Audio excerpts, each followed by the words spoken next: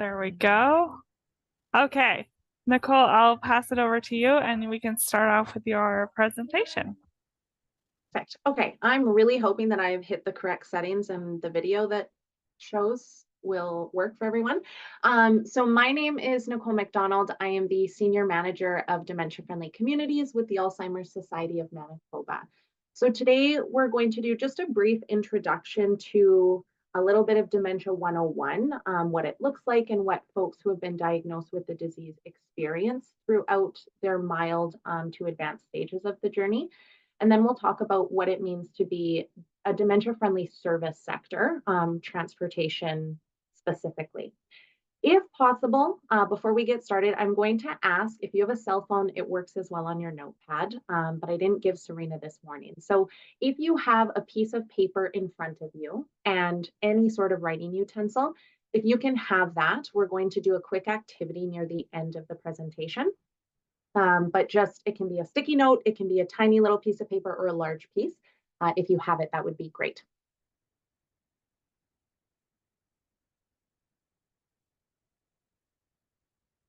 Why am I not moving? There we go. Okay. So dementia is actually an umbrella term.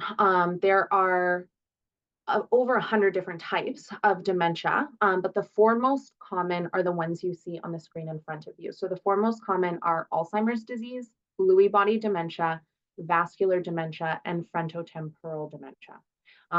They all have different impacts on the body throughout the progression, but they are dementia. So they are still going to impact our memory, language, and behavior. We just might see that look a little differently. So typically with frontotemporal dementia, instead of our memory being one of the first things that we kind of see a change in, we might see our behavior to be the first thing to change in the disease. Vascular dementia typically happens after it's the blood vessels to the brain that have been restricted at some point. So vascular dementia is typical after you might experience a stroke. Lewy body dementia is a type of dementia that really, I always say your body's working opposite of you. So if I'm trying to stand up and I'm asking for support to stand up and I've been given that, all right, ready in 1, 2, 3, up. I'm trying to move forward, but my body's moving backwards on me. So this is a form of dementia where we might see some hallucinations later and pieces like that. And then we have Alzheimer's disease. So we are called the Alzheimer's Society because it is the most identified and diagnosed form of dementia. So over 64% of the population that is diagnosed with dementia is diagnosed with Alzheimer's disease. So the Alzheimer's Society of Manitoba and all across Canada do support families and individuals living with any form of dementia diagnosis, but we are called the Alzheimer's disease for that reason, or sorry, the Alzheimer's Society for that reason. So Alzheimer's disease, you'll see on this screen here. Typically, when we're experiencing any form of dementia, you're going to see the brains in the bottom left corner of the screen. On the left-hand side, you have a brain in a CT scan that is full and healthy and plump. So we have all of our language and memory pieces of our brain still intact, whereas we see the right hand of that brain, say we had a CT scan of someone living with dementia, you will see actual holes and pieces missing in those memory and language areas of the brain. So this happens when we have neurofibrillary tangles in our brain and we have amyloid plaques. And as those plaques build up and they start attaching to the tangles in the brain, they actually start choking out those healthy cells. And as they choke them out, our brain is not able to regenerate that. It actually starts depleting those areas of the brain, and we actually are left with holes, which is what you're seeing in the bottom corner of your screen. So once diagnosed with dementia, typically a lifespan is 7 to 10 years. However, folks can live much longer after a dementia diagnosis. But it is important to be aware as a service provider of people living with dementia that sometimes when we experience those difficulties in language, or we maybe ask 3 times throughout the ride where we're going and how we're getting there, and maybe who you are, it's not because that person is just not really focusing and paying attention during the journey. It's that pieces of their brain are actually depleting and they just don't have the capacity to retain that short-term memory and information.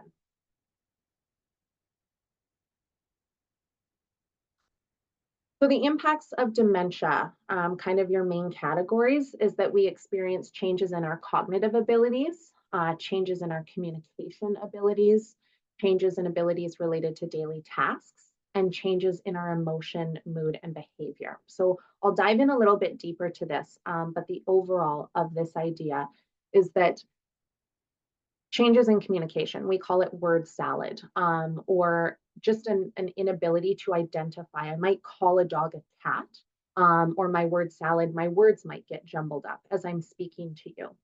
And we're going to talk about how we make that communication dementia friendly in our transportation journey. But our changes related to daily tasks, I think, is a really important one, that I may have lost my license for whatever reason as an older adult prior to my dementia diagnosis. And I've been able to access and use an app to call an Uber, or I've been able to go online and look at the public transit schedule, or I've been able to book and find my way to my primary transit location. But now that I'm living with dementia, I don't recall the steps and how I did that in past. So I need additional supports to be able to do that now. So your changes in your cognitive ability. If someone's living with dementia, it's just memory loss that impacts their day to day. So one of the biggest examples we always talk about that you may see as a service provider is that in Manitoba, we have beautiful sunny days when you look outside in the middle of January, but it's actually minus 30 degrees.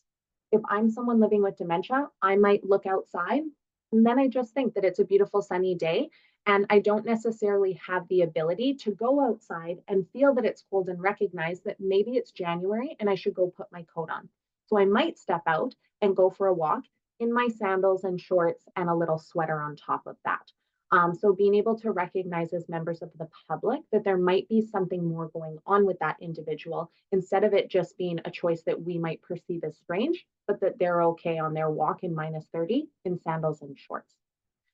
Often there's just typical problems with basic math. So sometimes we'll hear that oftentimes one spouse has always done the bills and the accounting in the home. And now the new spouse that is no longer, that is not living with the dementia diagnosis has had to take on that role and responsibility because those simple math pieces are no longer there for the individual that's been diagnosed. Changes in communication, as I had mentioned before. So just substituting words that genuinely don't fit. We always say, just meet the person where they're at in their reality. So sometimes the story, we might know that it doesn't make sense or that the math doesn't add up in what they're saying. Don't correct them that they're telling you a story about the dog that they just saw, or you know that they have a dog and they're telling you about their hamster. Meeting them where they're at and accepting them in their reality. Challenging a story or correcting an individual who's living with dementia. If they're in the early stages, it might just embarrass them. They might be able to meet you and understand where they've made that mistake. Later in the disease, they're not going to know that they've made a mistake or that they're telling an incorrect story or anything that you're telling them. It's just not going to be their reality. So meeting them where they're at and just not correcting is really key in conversation with someone living with dementia.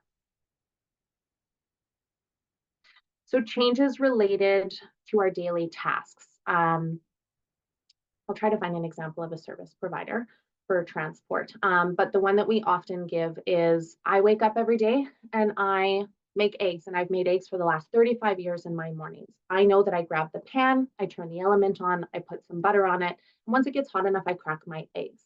For someone living with dementia, regardless of doing that for the last 35 years, they may start to experience those changes. So maybe I just turn the element on, I put some Pam or some butter directly on the element, and I crack my eggs right on it. So I'm just missing some of those key steps that I've always done because I'm no longer able to recognize all of the steps in that tasks and all of the pieces and what they mean within those steps. So often, some of the things that we hear from clients actually in related to taking the bus, I've taken the bus for the last 15 years of my life, and I always go to the stop at Portage and St. Mary's, and I'm able to get on my bus and I know where I'm going. But for someone living with dementia, regardless of having taken that for the last 15 years of their life, they may have to start writing down step by step of leaving their house and then what street they're going to, and then the street corner that they need to get to. Just certain elements to support them and guide them. And another key one is that we're putting items in strange places. So our closet doors might resemble our pantry doors in the kitchen or our fridge. So we might start putting some clothes inside our refrigerator, or we might start putting the milk in our pantry. We know that they don't go there, but as I'm living with dementia, I'm no longer able to identify that. And disorientation in time and space. I think a really good one that I had heard recently, actually, from an individual living with dementia and their care partner, is that they walk to the grocery store, and they've done this for a few decades of their life. And something that we think about in terms of dementia friendly elements in social and environmental settings, sandwich boards are really popular, especially now that the weather is getting nice outside. And this individual had said, I can have my map, I can have my landmarks written out, I can have the approval to go and do this walk by myself to get my couple grocery items, but a sandwich board that tells me what the specials are inside of the coffee shop that day can be the one thing that I accidentally read and it throws me off. And now I no longer remember what my task is. I don't recall where I'm supposed to be going. I don't know the goal of the trip, and now I'm kind of lost. And if I don't recall to pick up my phone and call a family member, then a little bit of panic sets in. So just to be aware of how simple a distraction can come in and really impact the course of our day or that moment or that task. So changes in mood and behavior. This isn't experienced by everyone, but sometimes we do just have the stories from clients that once I'm diagnosed, I'm really seeing that I just have a little bit of a shorter fuse. Sometimes I get stressed out or I'm fearful a little bit faster than what I used to be. I'm not so cool, calm, and collected. Um, Now, that's not, again, not to say for everyone. We have folks that are happy go lucky and continue to be, or they're very cool, calm, and collected, but there can be that shift, and especially a change of in the early stages, I recognize that there's a change going on with me. I'm uncomfortable. There is still a stigma that exists to this disease, that I may actually pull back and isolate a little bit more. So I have a loss of initiative. I may have once just been a very social, outgoing person, and that may be the one thing that shifts for me as well. So when we're talking about dementia, there is modifiable risk factors to the disease, and there are non-modifiable risk factors to the disease. But that's still not saying throughout the non-modifiable that if these things exist within your household or your family history, that you will then be diagnosed with dementia later in life. And that's not to say that if you live a perfectly healthy lifestyle, that you might not be diagnosed with dementia later in life in some form. So these are just our risk factors. So our non-modifiable, the things that we cannot change, is our age. So once we hit 65 years of age, that's really when our diagnoses start. However, we do see dementia diagnoses as young as in our 30s. But typically, we're seeing it at 65 years of age. And then every 5 years, our chances double to then be diagnosed with. Our family history plays a part in this as well. So when we're talking about family history, we're talking about our immediate family. So if our parents or our siblings have been diagnosed with dementia, that increases your risk factor. But we're not talking about aunts and uncles and cousins. And the APOE4 gene. So we have genes 1, 2, 3 in our bodies, but not everyone has that fourth gene. That fourth gene does increase our chances by 15 times to be diagnosed with dementia. But again, if we live with that gene, that does not mean that we may have a dementia diagnosis later in life. A question that I often get asked, you can be tested if you have this gene or not with your doctor through a blood test. And then our modifiable risk factors, things that we can change when we're focusing on just our overall brain health. So managing our hypertension levels, ideally managing diabetes, not smoking or smoking less, reducing the amount that we're smoking and drinking, managing our obesity, being a little bit more physically active. That doesn't mean that we have to be CrossFit people or running marathons, but just getting out and walking and living a healthy lifestyle. We say anything that is good for your heart is good for your brain. So there is that connection of the overall body and healthy lifestyle. If we have less time in education, that's just the connection to we're not challenging our brain as much. So focusing on, we talk about, I'll get to this after, but we talk about just challenging yourself a little bit more throughout puzzles or learning a new language or getting out socially. And then our last ones, they all kind of collect together. So avoiding late life depression and being aware of monitoring that. Our hearing loss is a really important factor, as well as our social isolation. Now, hearing loss, I think we often think that it has to do with if I can't hear, there's something going on with the connection of the brain, and this is increasing my likelihood of dementia. That's not the case. When we're talking about hearing loss, often people don't like to wear their hearing aids. So they're not keeping up with their batteries, they're not wearing them out. But if I can't hear, I'm stepping away from conversation. I'm not engaging. I probably don't want to go out as much if I can't hear and converse with folks in a public setting. So that relates to our social isolation. And we know that it's really important to get out and remain social through all aspects of our life, but especially in trying to manage dementia risk factors, or just continue to slow the progression. So if we have been diagnosed, get out and be active and be social.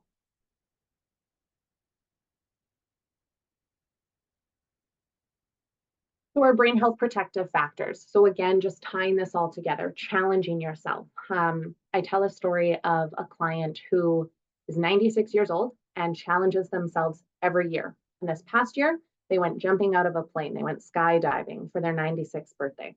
So we're not talking about something that crazy, but ways that you can challenge yourself each year in different ways. If you're not a Sudoku person, try Sudoku, try crossword. If you are that person and you're a master at those puzzles, try something else. Challenge your brain in new ways. Be social, get out with new people, try new hobbies, make good food choices, reduce your stress is key. And again, from a young age, protecting our head. So if we're thinking about concussions, always wearing a helmet when we go out, instilling that in our children and our grandchildren from a young age is very important. So now, is your sector dementia friendly? If everyone was in front of me, I would ask for a raise of hands so everyone gets off the hook today. But we're really just going to dive into what does it mean to be dementia friendly? And when we're talking about this, I have a clip right away. We're not talking about moving mountains. There are very simple practices and changes and just considerations that you can put into your interactions with any older adult. We don't always know that someone's living with dementia, and we don't always have a dementia diagnosis. Whether that be because a doctor hasn't diagnosed us yet, they're not 100% sure, we haven't gone through the testing. Maybe I'm seeing changes, but I'm not ready to go through that process and accept that and start having that conversation because it's very scary. So just recognizing too that you might be coming into contact with folks that are living with dementia that will never identify because they don't know yet. And if you notice or believe that to be true, how are you interacting with them? So in Manitoba, there are currently, and this is a very recent update within the last couple months, there are currently 19,600 people living with dementia. And by 2050, that number is expected to almost double. 61%, this is very key for our sector here. 61% of individuals currently living with dementia are residing at home. So I think it's a really big misconception that once we get a dementia diagnosis, that other housing is long-term care, personal care, supportive housing. I think the misconception is that most folks living with dementia are living in those housing opportunities, but they're actually living in community and accessing, they're living in the home that they raise their children in, or they're living in an apartment or condo with or without supports or a partner. And they're going out and mailing things and going to the grocery store and visiting their friends for bingo night, however they're utilizing transportation to get there. And 62% of Manitobans have a family member or friend living with dementia. So that's really key too, to be aware again, as I mentioned just before, you're likely coming into contact with folks living with dementia and you don't even know it. Now I'm really hoping this video works, so let's see.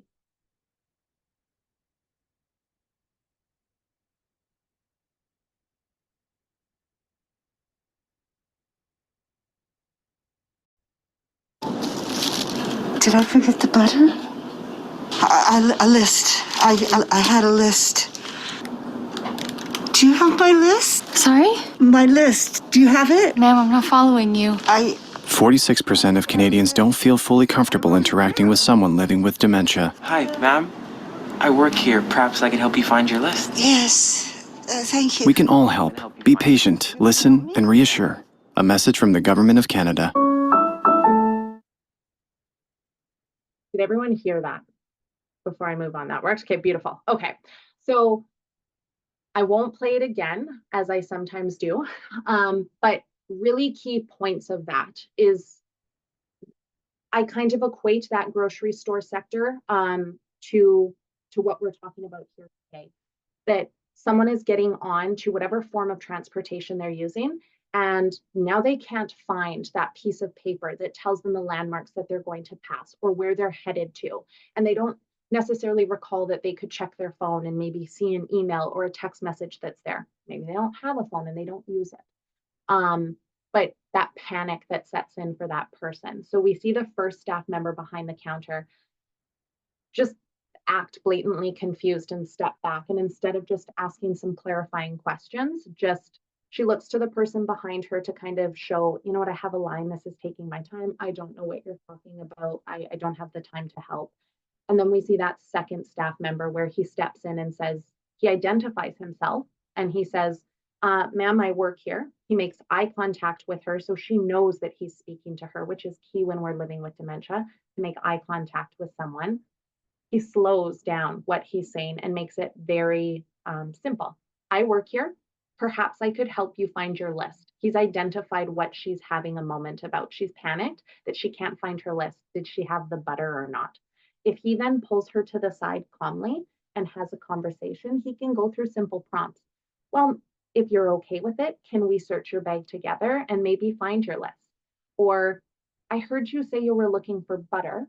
Let's check your bag and see if you have butter there. If not, I'll help you. I'll take you to go get your butter. So it's very simple in diffusing a situation. Sometimes it really is that I've just had a moment of a lapse where I don't recall where I'm going or what I'm doing. And as a transport worker, I can look at someone and go, we're going to the zoo right now and you're meeting so-and-so. Or we're just going to the doctor's office right now. I think you have an appointment. And just continually reiterating and identifying that for folks. So in terms of dementia-friendly community programs and tools, we have one that I think would be very suitable for your sector, and then I will just briefly touch on our community partnership programs because I actually think that there are opportunities where you might be privately transporting folks or in primary transit, maybe dropping people off to these locations. So we have a Dementia Friendly Canada online course. So this is a national project. Originally, it started with Manitoba, British Columbia, Saskatchewan, and Ontario.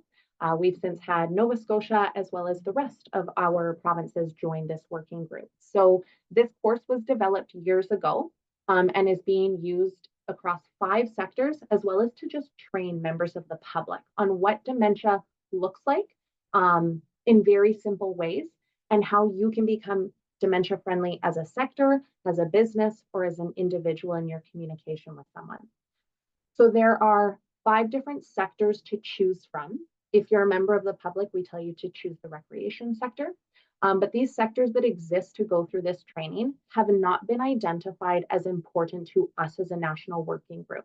We originally worked with clients, individuals living with dementia, as well as families and care partners of people living with dementia, and asked them, when community, 61% of folks living in community, what are you using most and what is most important to you to access and have that dementia-friendly knowledge? Transportation was one of them identified, and the others were recreation, retail, restaurant, and libraries. So we've worked to create and develop tools for those specific sectors on changes that can be made. It is a 4-course self-directed learning that totals 75 minutes. I think the longest course is a 35-minute one. If you're not able to have everyone that works in your business or organization take the training, which we recognize, we would say that management or key individuals that are working within community and training staff would be great to take this course. And then we have our community partnership program. So I also manage all of our programs across Manitoba, which is our Minds in Motion program, which people attend for 8 weeks.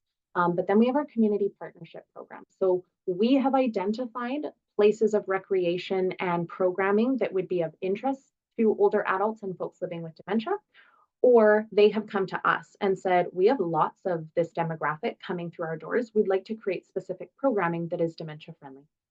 So right now we have only in Winnipeg. This year we're hoping to expand to regions across Manitoba and rural Manitoba. But right now we have the Winnipeg Art Gallery, Manitoba Museum, Fort White, Down the Vert Museum, the Leaf and the Zoo. We have a choir at Canadian Mennonite University. And we have just a new partnership with Table Tennis Manitoba that runs out of a church in St. Michel. So these partnership programs run for 4 to 6 weeks at a time in the day for about a 2-hour block. And they go through various programming that has been, we've worked with them in partnership to change elements of it to make it dementia friendly. So this is actually a clip of our dementia friendly module. And I'm just going to go through a couple of the clips so you see that it is very simple and it's condensed and it's made to be user friendly. So we have our little cartoon characters, and we're really just going through elements of our sector that can be made to be dementia friendly. So in this one, we have an office, and it would again look, but you're clicking on those red question marks throughout here. And a little pop down will show you and explain to you what elements are not dementia friendly. So music can be very distracting. Having appropriate lighting is important. We're going to talk about wayfinding and signs at the end of this presentation, but having things at eye level is key for people living with dementia, and having symbols as well as words for me to be able to identify is key. The less clutter in an area, the better. And actually a really important one in a presentation that I gave to Tons about 1.5 years ago that we talked about, black mats, puddles, or very shiny floors, like in hospitals, can be seen as, so our black mats and our puddles can be seen as sinkholes, and our shiny floors can be seen as ice. So if I'm living with dementia and I'm walking normally, and then I immediately start a shuffle, or I refuse to get onto the bus or the transportation mode because it has black flooring, and maybe I even have to step over a puddle to get onto it, or there's just kind of that junky mud at the base of the curb, and you don't understand what's going on. I might be experiencing a lot of stress and fear and panic in that moment because I think it's a sinkhole. But I also am struggling to formulate my sentences to express that to you. So just being aware that the flooring of public transportation, not ideal for someone living with dementia. Black mats or stepping over something like a puddle to get onto a mode of transportation, not ideal for someone living with dementia.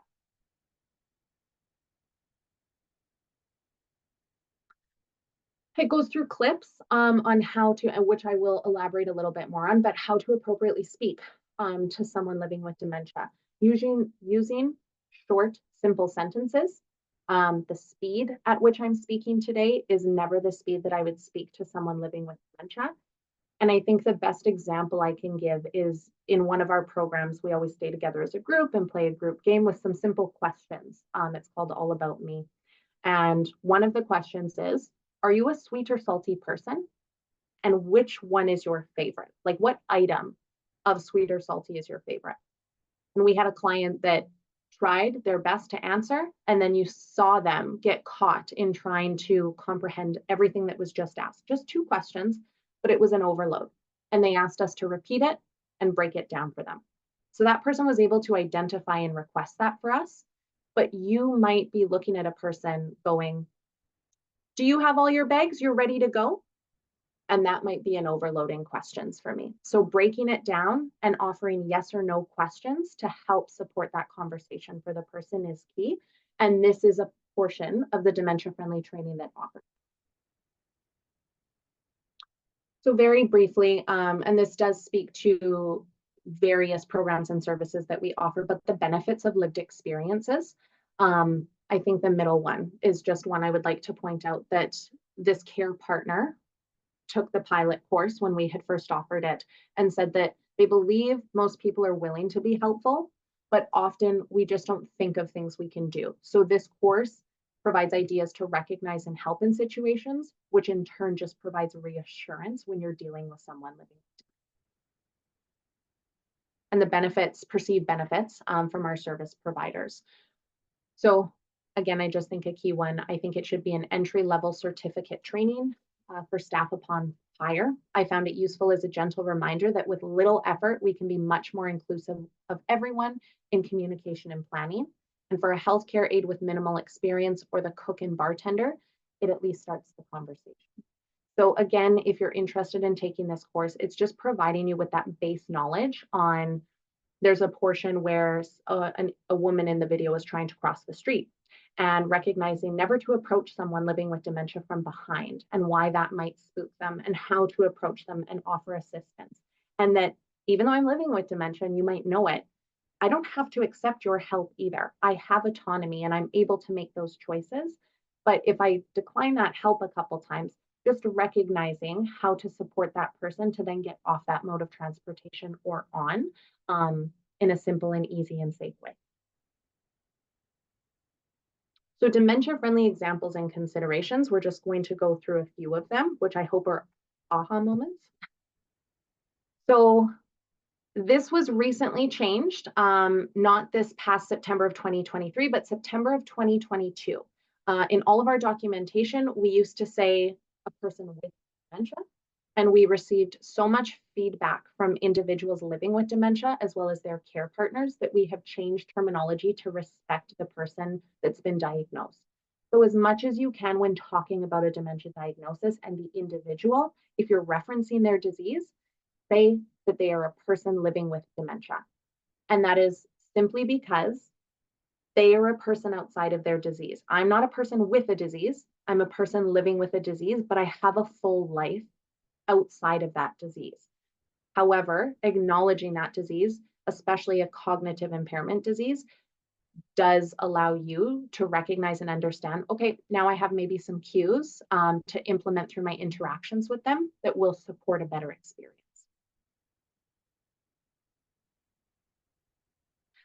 So dementia-friendly interactions. If you suspect that someone is living with dementia, approach them from the front in a friendly manner.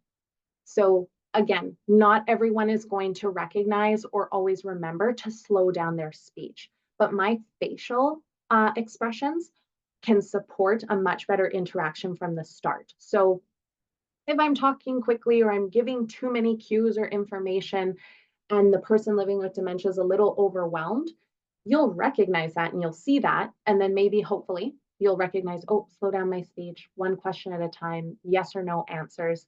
But prior to that, have a friendly demeanor about you. Don't come buzzing in full force right up to their face, slow and steady as you would with anyone.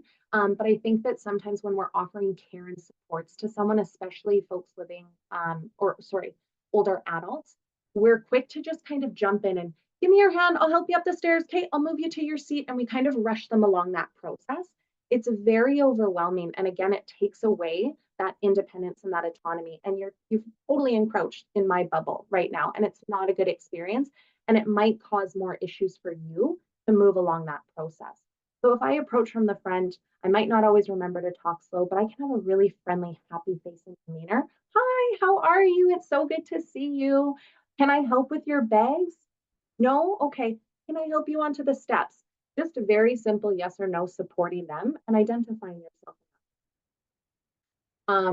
Hopefully as professionals, we're not wearing hats or sunglasses when we're speaking to someone, but if we are and we're outside, just taking those pieces off. So again, I see the facial features and I know that you're making eye contact with me. So you must be speaking to me and those questions must be directed at me.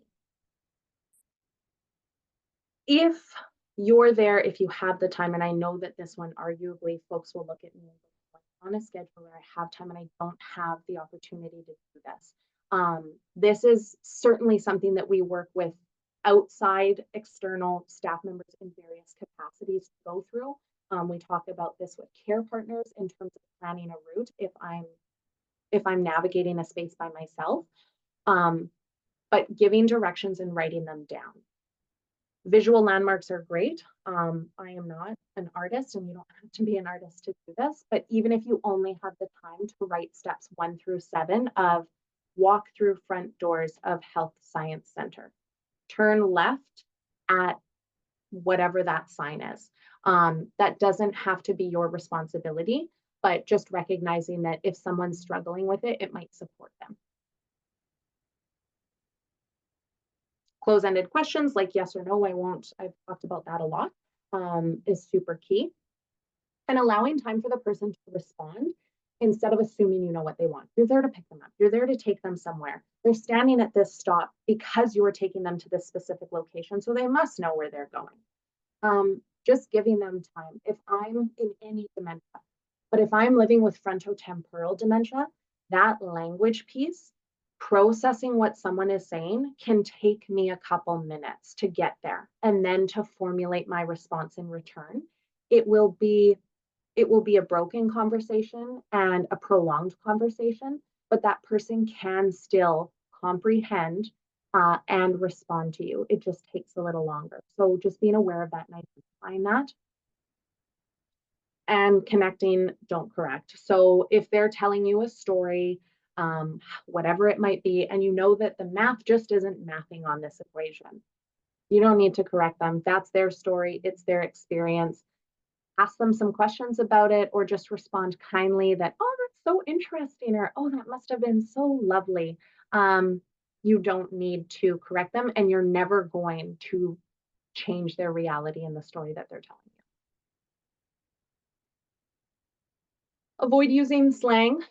So speaking in direct terms. If it's pouring outside the way it has been, not looking at someone and going, oh, it's just raining cats and dogs out there.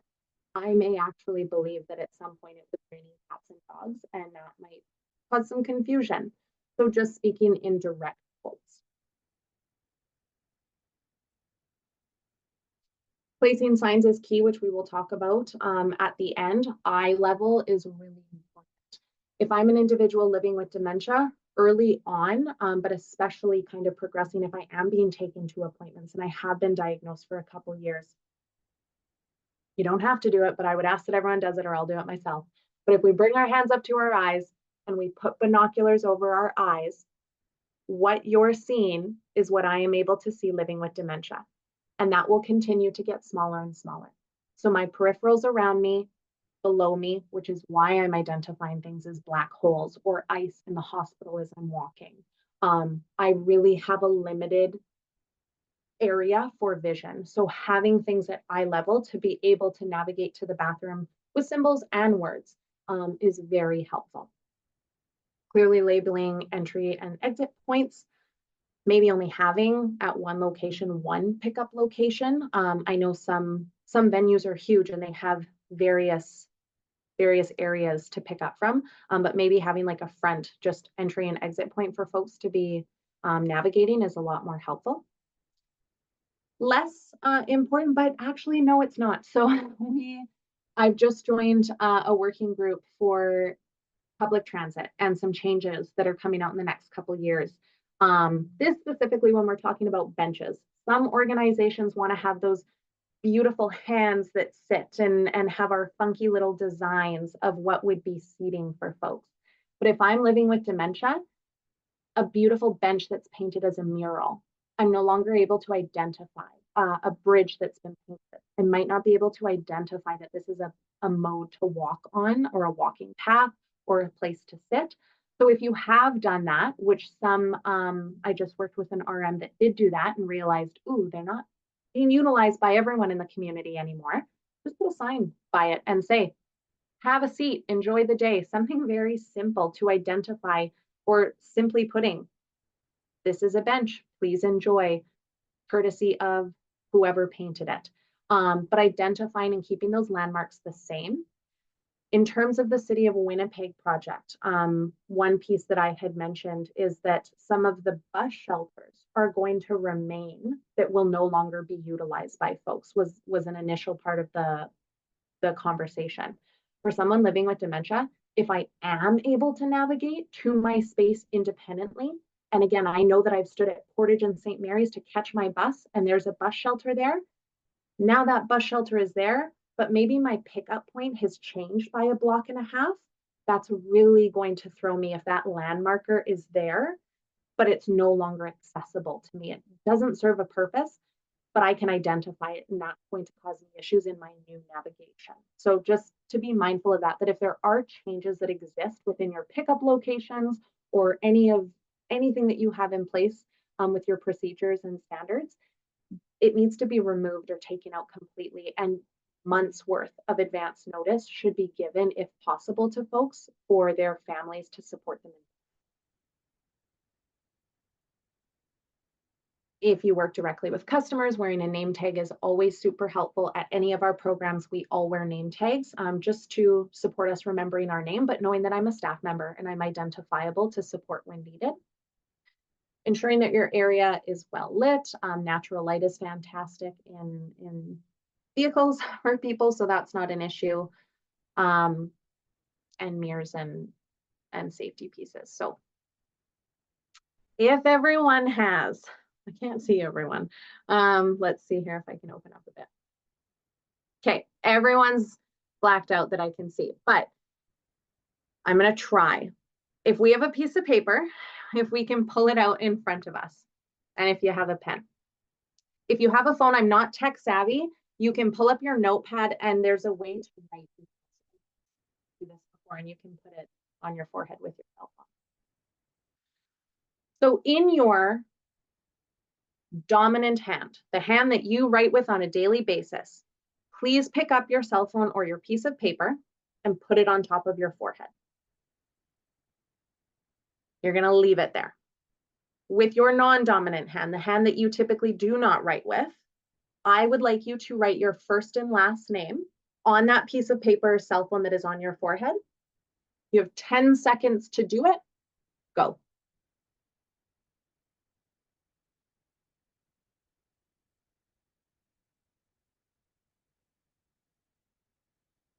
Okay, everyone can pull down if you're still trying. Take a look at how you did. I'm hoping some people have participated in this. Typically in a room full of people, when everyone pulls that down and looks, they're laughing at themselves throughout the entire process too. And they're laughing and making fun of the person beside them. There's always one or two people in a room that are experts at this, and I don't know how, but they do well. So I would ask you to judge yourself on how you did. And then I bring it back and unfortunately make the room a little somber by saying what you just experienced for 10 seconds. That frustration on top of your head of, oh gosh, which way does it go? How do I write my, is it top? Is it bottom? Am I going left to right? What am I doing? And then pulling it down and seeing whatever you've written on top of that paper, what you just experienced in that frustration and confusion, and trying to have the mind-body connection is what someone living with dementia experiences potentially 24/7 of their day. So I can go and I can navigate, or I can be dropped off to the post office, but then I'm asked to sign for a package or to sign to deliver something. And what you just experienced is what I'm experiencing with a piece of paper in front of my hand with my ID that identifies my name, but I'm still struggling to that. So I think that that's just a really important piece to know when it ties back to we're living with a degenerative brain disease. So something that's impacting us in our daily activities. We really need to be mindful of that and slow that down for folks. And then right before the end here, I'm just going to touch on our programs and services.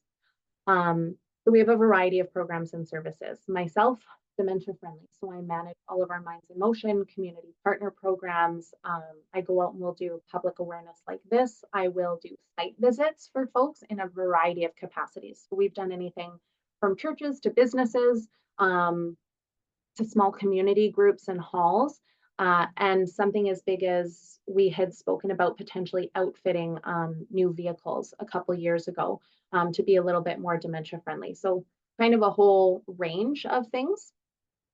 And then we also have our education team who will go out and do student, professional training, a variety of different public education training, and all of that is free.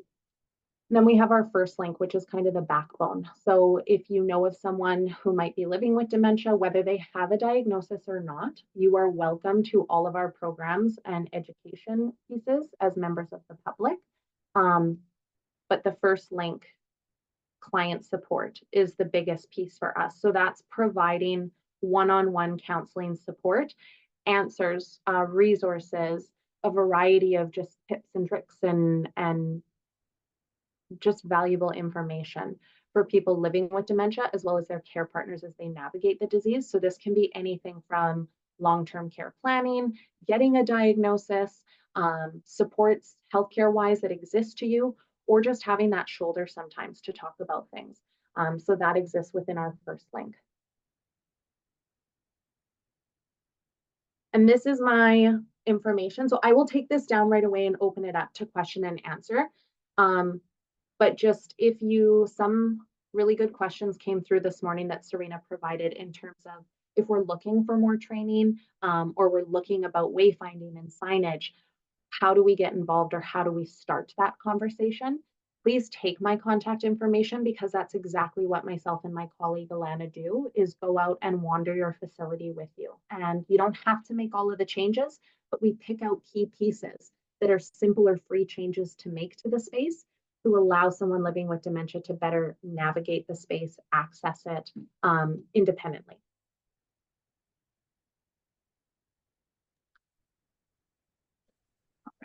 Thank you so much, Nicole. We do have a question in the chat. Is there a change for dementia-friendly online course? Is there a charge? Sorry. Is there a charge for the dementia-friendly online course? Great question. It is free to take.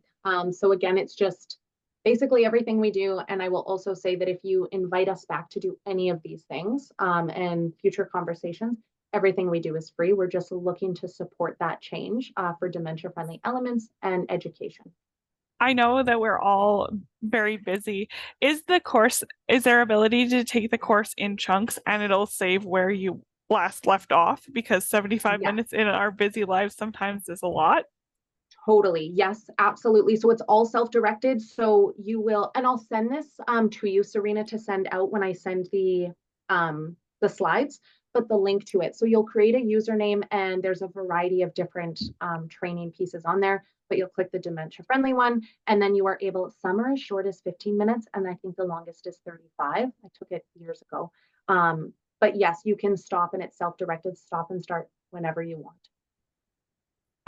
Okay, so I did have a few follow-up questions from the transportation perspective.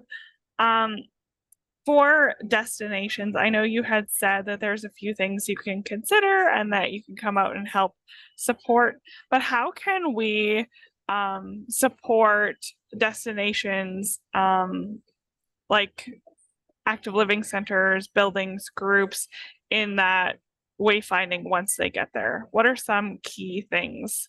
Just to summarize, I know a few people hopped on a little late. What are the key things we should be considering? Trying to give a good answer, because I think a part of my answer says that it's the responsibility of the building, and that responsibility lays within them to make those changes and support, without me directly then responding and saying, do drivers have the time to walk folks to their location or get them 80% of the way there? I would assume the answer is no. So I believe it really needs to become a larger conversation in, hey, listen, we as the transportation sector and wherever you lay are looking to make these changes to be dementia friendly. But that ends at the door when we drop folks off, and having that conversation with some of those spaces what exists for folks. What does the signage look like? Because signage is key. Are there volunteers or staff that can be stationed to take them to an appointment or to their program? I know for a space like the wellness, if they get dropped off there, they're walking through the front doors and the front desk is right there. And there's great staff that are able to support them to navigate that. But that doesn't always exist at clinics and larger hospitals and stuff. So it's not a good answer, but then my argument lays that it's wayfinding within the building unless you're willing to walk them to a portion and support them in following those signs. And the one thing I will say is that if you're taking this person on a weekly basis, they have to go get whatever it is from a medical center in terms of appointments. They're not going to remember week to week that, oh, I was here with Nicole last week and she walked me down the hallway. So now I just have to turn right at this sign and my space is at the end of the hallway. It would be a weekly process with some of those folks because I'm not going to always remember. I just have to pull up the questions one more time.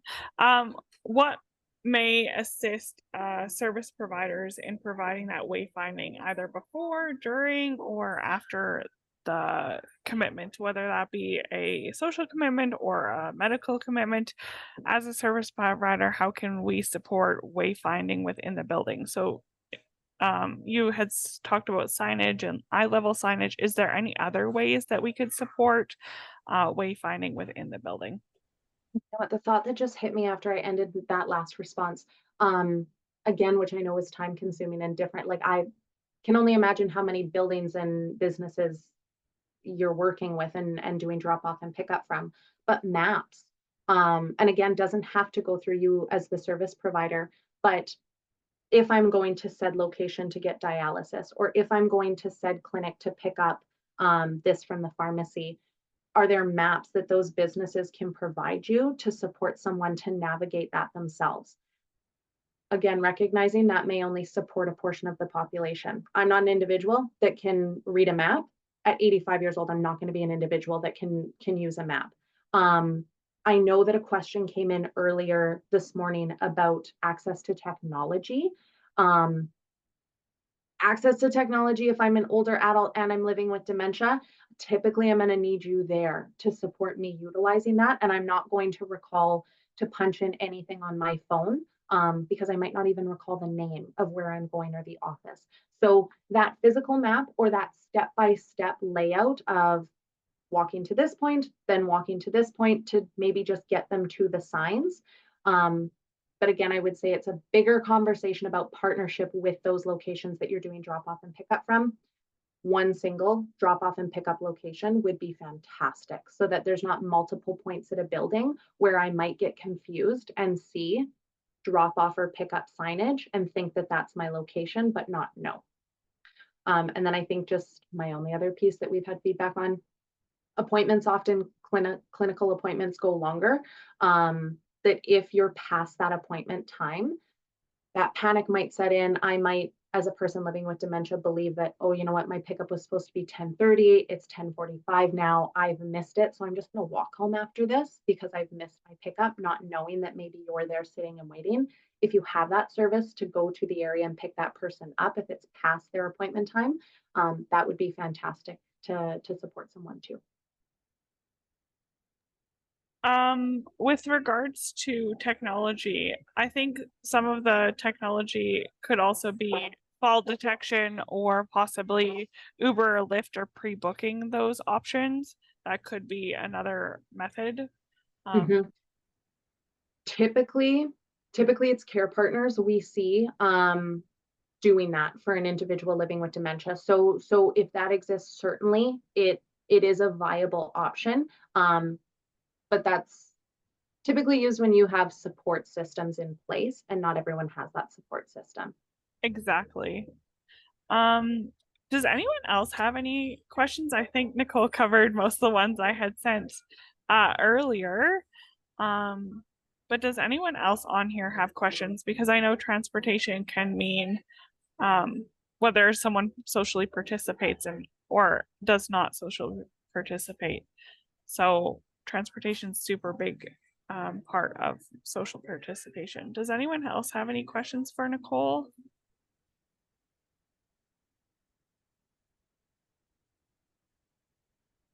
You can put them in the chat or you can pop on. Jennifer asked, can you give some examples of what people do in counseling specifically? Yeah.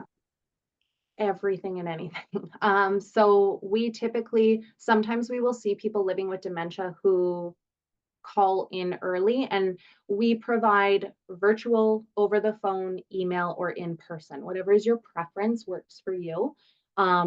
You then basically become kind of a client of ours. I'm going to use that word.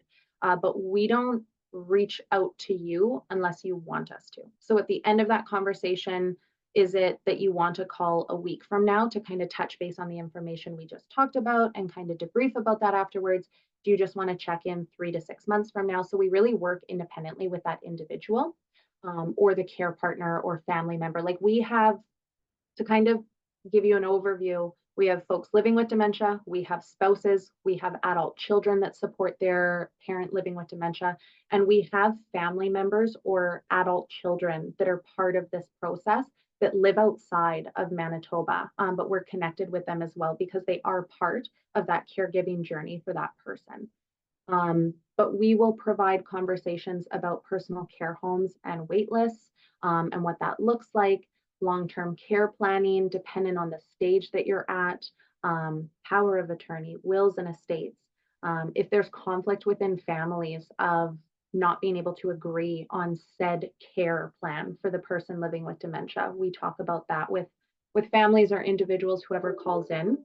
Sometimes it's just living with dementia is a very difficult disease, and being a care partner and that care partner burnout and the stress, because there aren't as many supports within the system that exist for folks. Sometimes it's just a shoulder and an ear for folks, but then we will really talk about if an individual is wandering in the middle of the night and leaving the home, what are some of the electronics and devices that exist to you, and what do Winnipeg police say, because we work with them in partnership. So there's a variety of things that we talk about, responsive behaviors, sexual intimacy when living with dementia. Like, it's a vast support system, and they have a lot of knowledge about individuals and living with the disease, as well as all of the supports that exist socially for folks and medically. I hope that answers. There's one more question in the chat. Is there a standards or legislation for dementia-friendly training for private agencies such as taxis, ride shares, Ubers? Is that on the training? Say that question one more time, because I had something pop into my head to answer. Is there dementia-friendly training included for private agencies such as taxis, ride shares, or Ubers? Do you do transportation related information for on dementia friendly? Absolutely. Any form of transportation. So whether it be a bus, a taxi, an Uber, the public system, the private system, rurally as well, we will have those conversations of what that looks like. It just doesn't, not as many supports exist to people, but in another side of things, we're in conversation about that as well and how to provide supports to people. So yes, any portion of the sector we will talk about. I thought the question was, is anything mandated in terms of training? And I was going to say dementia care in any way is not mandated. So it's really taking that ownership upon yourself. And I think that that's an important thing to be aware of in the sector too, when you're making crossovers with medical buildings as well. Dementia care training is not mandated in our healthcare system right now. So that is something that myself and other staff and our CEO advocate for within the government, to have those supports. So just acknowledging too that you might be dropping someone off who's living with dementia, and the building itself might not be able to identify that this person is living with dementia in their behaviors or mannerisms or conversations with them. So that is important too. And from what I've taken, there are some trainings in our transportation services that do include a small snippet of dementia-friendly transportation training, but it's by far not where it needs to be because it is not legislated. Correct. So I have done a little bit of research into what is provided in the training, but it's not nearly enough and not where it needs to be. No, and then because of that, Dementia-friendly communities and dementia-friendly efforts within businesses, communication, all of that is very much in its infancy. It's new, I would say, as of about 2017. So now finally getting traction and interest from various community groups and public and private sector groups. All of the information that we hold just doesn't exist in public information yet. So I know that there was some questions about just additional resources and information. Certainly I can create that and I can send out what I have right now to Serena to distribute. But if you have an interest in, this one location and the wayfinding and whatever it might be to best support, I'm willing to work with you and develop that on our own to provide to make it a little bit easier.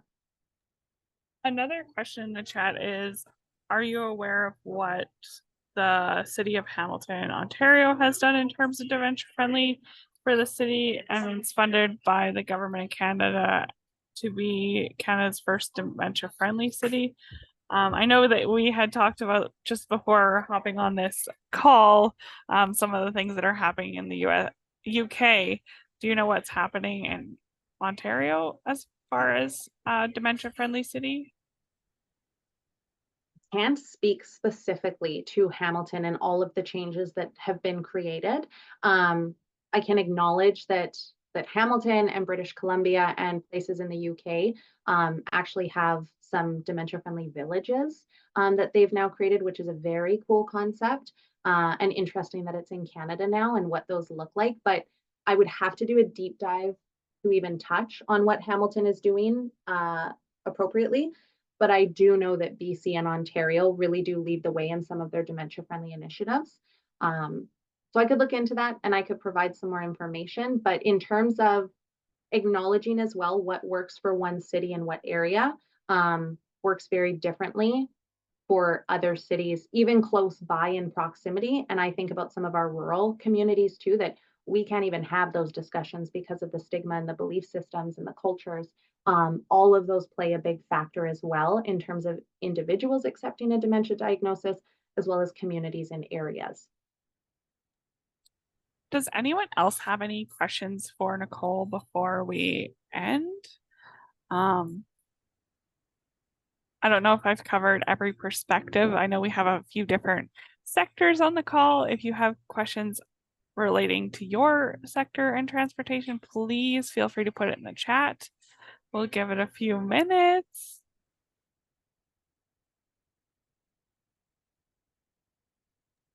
I hope we all learned something very valuable today on transportation and dementia. I'm not seeing any other questions. I didn't know how long to book the meeting for because sometimes it goes longer. If you do see need for resources, this is something that Nicole and I have been talking about as far as dementia friendly and transportation resources, because we know education is key. If there's no other questions, thank you so much for presenting, Nicole. We appreciate you. Thanks everyone for joining. I'm so happy to see all of you hopping on, and we'll look forward to connecting. Thank you for having me. And yeah, I hope that there was some helpful takeaways. I know I can't always get everything out in the mass, but if there's something specific that you have questions on, please don't hesitate to reach out for further work, collaboration, or support in answering questions. Thank you.